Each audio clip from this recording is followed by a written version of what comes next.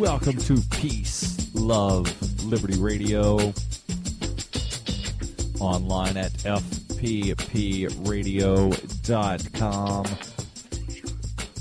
So, something that you may have noticed from the Friday show is that the volume was a little strange. And I didn't think to check at the time because I had already recorded the show. I didn't want to have to re-record the show and then delay getting it posted. But today I was fiddling around with some of the settings on my mixer and trying to figure out why is the volume really low. And I've got a 8-channel mixer. It's actually a 4-channel stereo or 8-channel mono mixer. So I'm trying all sorts of different configurations, and I'm like, why is the volume so low? And then it dawned on me, maybe you should change the battery in the mixer, Darryl, and try that. And so I was able to find a 9-volt battery, and I put a new 9-volt battery in the mixer, and what do you know? That's why the volume was having problems, because the battery was not completely dead. The battery was just almost dead. So it had enough power to where it could still function somewhat, but not to peak performance. So apologies on the bad audio on the most recent episode, and I promise from henceforth, if I notice that I am having that issue, I will stop recording, get a new battery, and even if it does delay the posting of the podcast, I want to make sure that I put out a consistently good product. So, yeah, that's what it was. Just simple 9-volt battery, like $3 fix. But here I am trying to think, maybe one of my pots on the mixer has gone bad or something. But no, wasn't it at all. But I do have something interesting in regards to the setup that I'm using here, because for Peace, Love, Liberty Radio, I use a mobile studio. And I got some advice from Michael Dean, not direct. I asked him about the show and give me feedback sort of advice, but he had posted on Facebook in a private group that we are in. He said, here's the best USB microphone. And what he did was he bought a regular microphone that takes I think it's called an XLR. It's that little 3-pin sort of plug. So it's just one of those standard microphones. And he uses an XLR to USB cord. So I have ordered one of those, and if you have not ever used purse.io, and they are not paying me to say this at all, I am just, giving them some praise because I like the product, and it's actually a service that they provide. I like their service. So with purse.io, you go on there, you put things in an Amazon wish list, things that you wish to purchase, and then you upload the wish list, and then you select the amount of discount that you want. So you can select like a 5% discount, 10%, 20%, whatever. Like there's a sliding scale. So what I did is I put this cable in an Amazon wish list, put the wish list on Purse, selected a 19% discount because that then gave me the price of $10 that I wanted to spend for the product, and sent some Bitcoin to Purse, and within a couple of hours somebody had purchased the product. And generally people that are buying things through Purse, it's people from other countries, and they want to get Bitcoin. And they also have Amazon Prime, so they have free shipping, so a lot of times the products arrive fairly quickly. And so hopefully within the next couple of days I'll have this cable and I'll try it out, and hopefully it sounds just as good and it'll be like 2 less things that I have to plug in. So right now I have a microphone running into the mixer, and then the cable running from the mixer into the computer. And I realized that this isn't, like Tech Hour with Darryl or anything, but, just wanted to sort of give some kind of info on the setup I have and let you know that hopefully the sound will be improving over the next, couple of shows.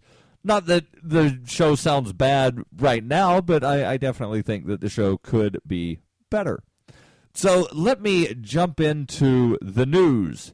And what is in the news? Well, there was a headline about a family having their children taken away from them because the children, of all the horrible things in the world, the children walked to a park.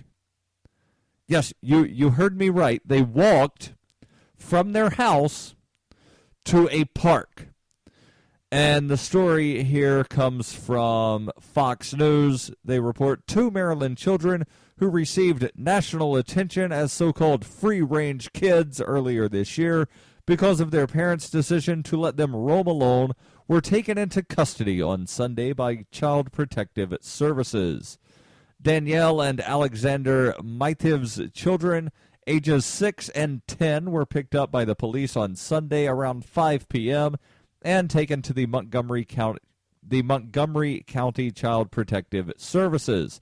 A neighbor apparently saw the children walking alone and called 911 to report it. WTTG reported that the children were walking about a third of a mile from home at the time. Danielle said that she had told her kids to be home by 6:30, and when they did not arrive, she and her husband became frantic and started driving around looking for them. The family, I don't want to try pronouncing the last name again because I probably butchered it the first time, but Danielle and Alexander say that CPS never called to tell them that they had the children until 8 o'clock at night. So let me just throw this at you one more time. CPS picked up the kids at 5, did not notify the parents until 3 hours later. The parents then drove to CPS to pick up their kids, but say they were told to take a seat and initially were not given any information about the children, except that the children were there. Just after 10:30 p.m., the parents were reunited with their children. They had to sign a temporary safety plan to take them home, which means they are not allowed to leave the children unattended at all. Now, this is something that seems odd to me. You cannot leave the children unattended at all. Does that mean that when your child is using the bathroom, you have to be standing right behind them? Because otherwise, if you're in a different room, your child technically is unattended. And as a friend of mine likes to point out, he leaves his children unattended for 8 hours a night. And most people would think, oh, what do you mean you leave your children unattended for 8 hours a night? And he says, well, I'm asleep in a different room for 8 hours a night. I'm not in the same room as my children, and even if I was, I'm asleep. So technically, they are unattended when I'm asleep. So does that mean that the parents here cannot sleep at all? What exactly does this mean? And I want to talk about this a little bit more and how much different this was from when I was 6 years old. When we come back on Peace, Love, Liberty Radio. You can support FPP Radio by shopping online. Whether you're looking for t-shirts, precious metals, bitcoins, or books, you'll find that and more at shop.fppradio.com. There's an Amazon shopping iframe built into the website, or you can shop directly from FPP with Bitcoin in the Bitcoin store. Every purchase you make from one of my affiliates at shop.fppradio.com helps fund FPP Radio. That's shop.fppradio.com. Coinbase is a simple and secure online Bitcoin wallet for sending, receiving, and storing Bitcoin.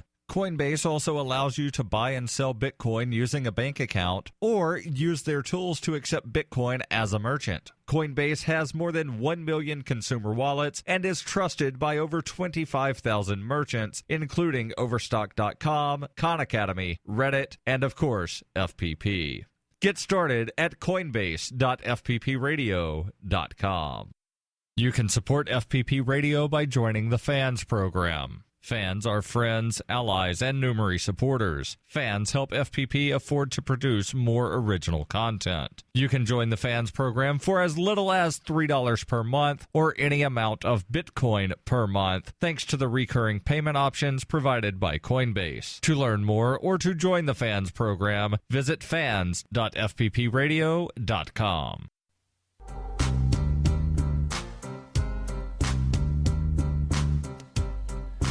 Welcome back to Peace, Love, Liberty Radio, online at fppradio.com. So, I don't know about you, but when I was 6 years old, and this was 31 years ago, when I was 6 years old, I would ride my bike around the city of Birmingham. Not around the entire city, obviously, because it's an incredibly large city. But when I was 6, my dad ran a concession stand at a park called East Lake Park. And as you might imagine, it's on the east side of town, hence the name East Lake, and then the park, East Lake Park. So we would, me and my brother, who is about 2.5 years older than me, we would ride our bikes from the concession stand down to either a Taco Bell or a Burger King, depending on what everybody wanted to eat. And I went on to Google Maps earlier today to figure out exactly how far it was. I was thinking it was about half a mile. Google Maps tells me it's a mile away.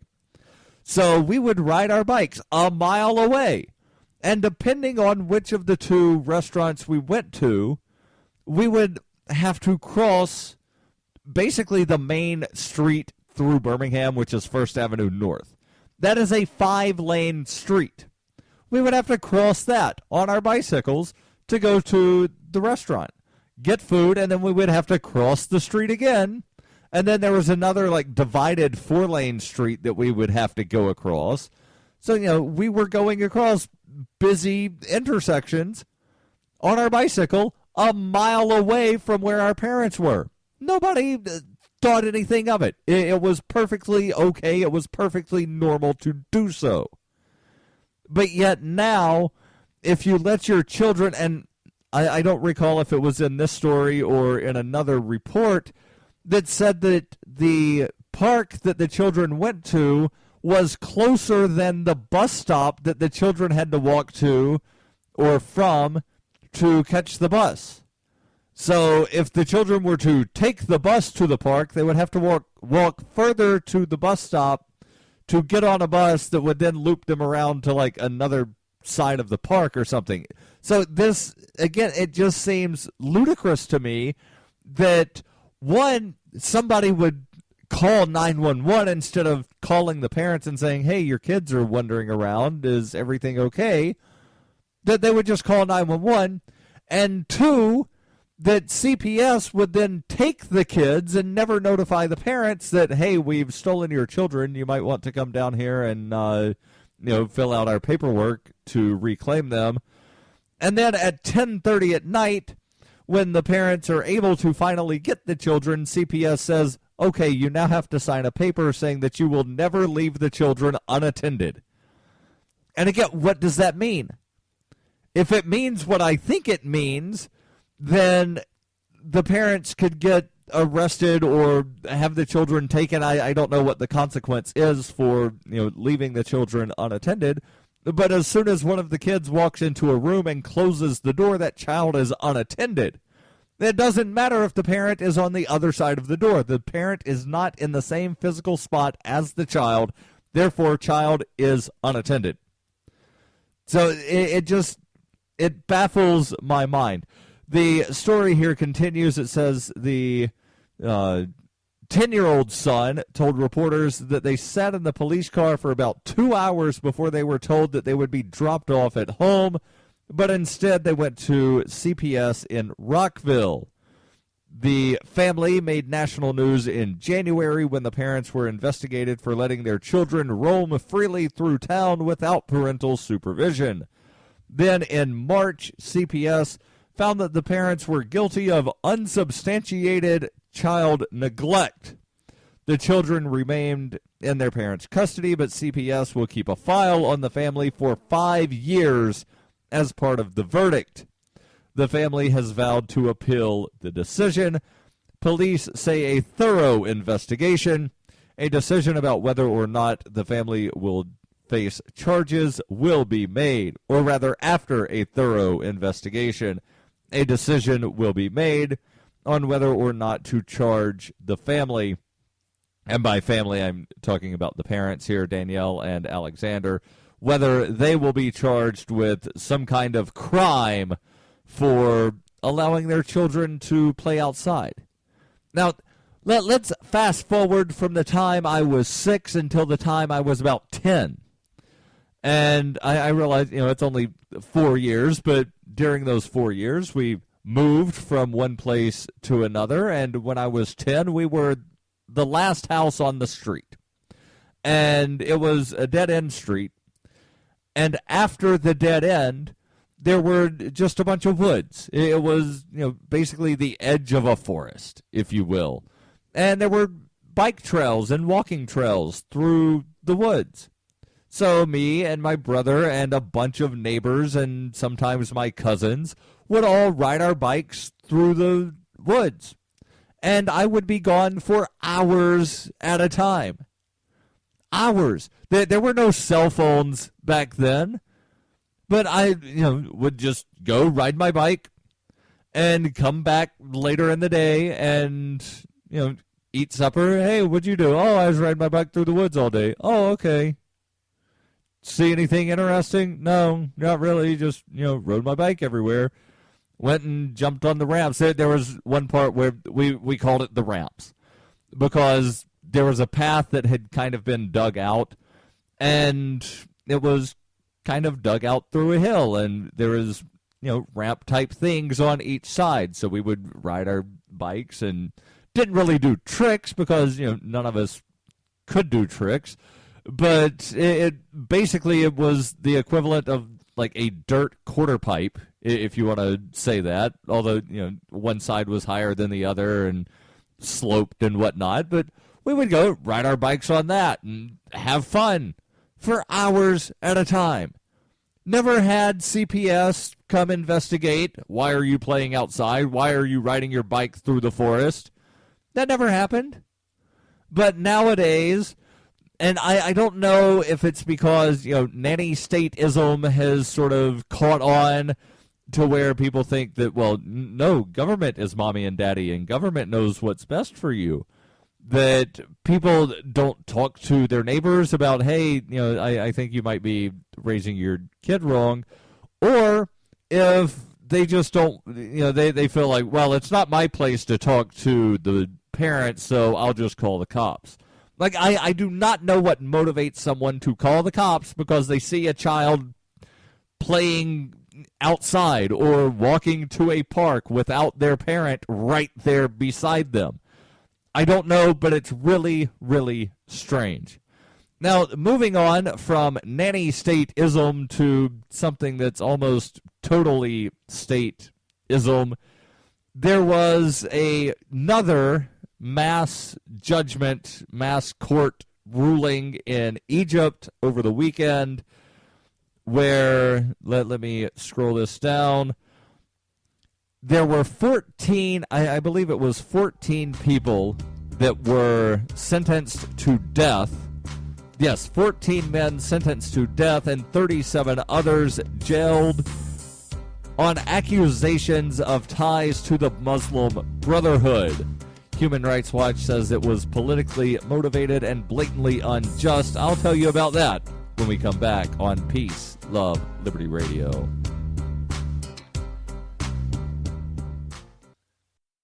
During the 2013 Porcupine Freedom Festival, Davi Barker presented an idea for a renegade psychological experiment. Since then, he has refined his idea and put his plan and research into writing. He explains, "We aim to show the world beyond a shadow of a doubt that power corrupts absolutely and corrupt authority deserves no obedience. Authoritarian Sociopathy is available from Amazon.com and all major bookstores. ExpressCoin is the best choice for buying Bitcoin, Litecoin, Dogecoin, and more. ExpressCoin prides themselves on their customer service, so much so that the back end on the website should allow them to be even more focused on your needs. Get your cryptocurrencies with money order, check, wire transfer, or cash deposit. Get started at expresscoin.fppradio.com. That's expresscoin.fppradio.com. You can support FPP Radio by shopping online. Whether you're looking for t-shirts, precious metals, bitcoins, or books, you'll find that and more at shop.fppradio.com. There's an Amazon shopping iframe built into the website, or you can shop directly from FPP with Bitcoin in the Bitcoin store. Every purchase you make from one of my affiliates at shop.fppradio.com helps fund FPP Radio. That's shop.fppradio.com.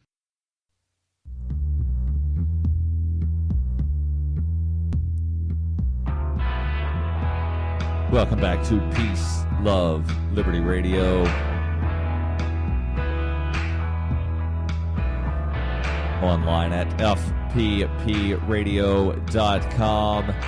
The story here from Reuters says that over the weekend, an Egyptian court condemned Muslim Brotherhood leader Mohammed Badi and 13 others who are listed here as senior members of the Muslim Brotherhood, were sentenced to death on Saturday. American-Egyptian Mohammed Sultan, the son of a Brotherhood preacher who received a death sentence at the same hearing, was among those sentenced to life in jail. And this sentence is worded incredibly strange. So let me sort of rephrase. There was someone who's dual citizen, American and Egyptian, Mohammed Sultan. He was sentenced to life in jail. His father, who is a preacher in the Muslim Brotherhood, received a death sentence. And again, it was one of these joint hearings to where the court had 51 people as co-defendants and said, all right, all guilty. 14 are getting killed, 37 going to jail for life. The story here continues. It says the men were among thousands of people detained after freely elected President Mohamed Morsi was toppled in 2013 by the military under Abdel Fattah al-Sisi, who is now the president. Sisi describes the Brotherhood as a major security threat. The White House, however, has condemned the verdict against Sultan, but it doesn't specify whether they've condemned the verdict against anyone else. Sultan was found guilty of supporting the movement and transmitting false news. Now, there is no actual proof that any of what he transmitted was false. Basically, it was news that the military did not like, and the reason I specify the military is because the military set up a junta after ousting Mohamed Morsi, and then Abdel Fattah al-Sisi resigned his position from the military to become the president. That way it didn't look like it was a coup, but it kind of was a coup by another name. So basically, he and other journalists were reporting things that they did not like, so they said, you're transmitting false news, now you're going to jail. And some of you are going to die. The article here continues. It says Saturday's case was known in local media as the Rabah Operations Room trial in reference to a sit-in at Rabah Square in 2013, in which hundreds of people protesting at the overthrow of President Mohamed Morsi were killed when security forces tried to clear the area by force. Cairo has defended the actions, saying it had given protesters the opportunity to leave peacefully and that armed elements of the Brotherhood initiated the violence. Now, isn't this how it always is, where they say, well, we gave you a chance to do what we told you to, The UC Davis Occupy protest is one of the things that pops into my mind, where they told the people, you have to disperse. And they said, no, we're not going to. And they sat down. And then the police officer comes by and just pepper sprays all of them. Well, we told you to leave. We never said what we would do if you didn't. We just told you to leave. And then you have situations like what happened at the RNC in 2008 in Minneapolis, where you would have police come from one direction telling people that were protesting. Sometimes it was just people that happened to be going through the park where protesters were, said, please disperse.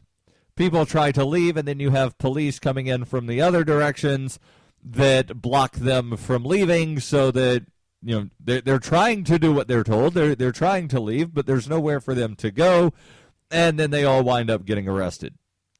And it seems as though that's kind of what happened there in Egypt, where please disperse, and some people tried, and others just said no, and all right, so now we're just going to open fire and kill people. And the claim always is, whenever they open fire and kill people, well, they started it. They started it. Like, I didn't want to have to kill these people, but they started it. I told them to leave. They didn't leave, and then, I heard a gunshot, so therefore, I'm just going to kill people. Even though it could have been another person in the military that fired the first gunshot, everybody else, well, I heard gunshots, so I fired. Sarah Leah Whitson, the executive director for the Middle East and North Africa for Human Rights Watch, says it appears that the case against the Muslim Brotherhood members leading to death sentences of 14 men is politically motivated. She called it a sham proceeding, and she adds, the fact that those who publicized the mass killings of 2013 could go to prison for life while those who did the killings receive official accolades perfectly symbolizes the abject failure of transitional justice in Egypt. The verdicts, of course, can be appealed in Egypt's highest civilian court. Whether that court overturns them is another question altogether. And Reuters reports that officials in Egypt's foreign ministry were not immediately available for comment. An online campaign to free U.S.-educated Sultan says he was not a member of the Brotherhood, and that he spoke to international media in 2013 because of his ability to converse in fluent English and Arabic. Human Rights Watch also criticized a recent decision by the U.S. government to end a freeze on military aid to Cairo at the same time that Egypt's judiciary has been passing sentences against journalists and political opposition. And, this leads me to want to mention something else, to where in Spain, and I wish that there was a full article about this, but I can understand why nobody in Spain would write the article. Apparently there's some new strict law in Spain that prohibits protesting without a permit. And there are other things to where journalists that report on these things get blacklisted, and other penalty, like very severe penalties for basically speaking out against the government. So there was a hologram protest in Spain, and I don't know how they were able to pull this off, but I've seen a few pictures, and it appears to be dozens of holograms marching down the street in front of the Spanish Parliament. And the reason I think that there's not really anything other than some Twitter posts on this is because of the blacklisting provision in the Spanish law that says basically any member of the media that reports on this stuff gets blacklisted, can never get, quote-unquote official press credentials, cannot get, interviews with members of the media, etc.